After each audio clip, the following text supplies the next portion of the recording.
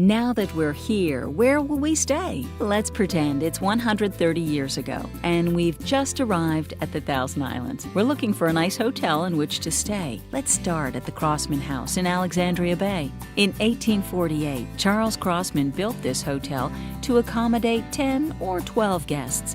He did it against the advice of his friends, who felt such a venture had little chance for success. How wrong they were.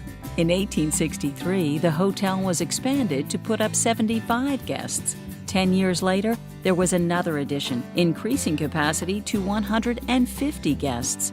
The Crossman House expanded again in 1881, resulting in room for 300 guests. Hotels and boarding houses had trouble keeping up with demand. The golden age had arrived. Since we're in Alex Bay, we'll stop by the Thousand Island House to see what it has to offer. It was constructed in 6 months during the winter of '73, has room for 500 overnight guests, and can seat 700 in its dining room. Next, we'll cross the river to Westminster Park, where the Park Hotel was built in 1878. A few years later, the name was changed to Hotel Westminster. You should be aware that no liquor is sold on this premises. Upriver is the Central Park Hotel. Its wide porches view the picturesque channel on which it faces. Heading further west on Wellesley Island, we arrive at Thousand Island Park. Their grand hotel, the Thousand Island Park Hotel, was lost to fire in 1890. 2 years later, a new hotel, the Columbian,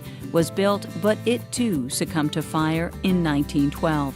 The Hub House is a stone's throw west of Thousand Island Park. Built about 1879, it lasted just 4 years. But during those 4 years, it was rumored to be the watering hole for people staying at Thousand Island Park. Thousand Island Park was a Methodist retreat, and no liquor was allowed. Heading upriver, we arrive at Round Island. This magnificent hotel, the Round Island House, was built about 1880. The ad reads, "No mosquitoes, no malaria, no asthma, and no hay fever." During the early years, the hotel struggled until new management took over in 1888. For the next year, there was extensive remodeling, and after the improvements were complete, the name was changed to the Frontenac. Next is Clayton, where we tour the Walton House. Then there's the West End Hotel. When this hotel was built in 1886, it was known as the Potter House. A few years later, the West End, and finally, it was the New Windsor. As with many of these old wooden structures, it too was lost to fire. Our last stop is the St. Lawrence Hotel, located in Cape Vincent. It accommodates 300 guests and is well situated to enjoy the breezes coming off of Lake Ontario. Thanks for making the tour. Hope you enjoyed this look back in time.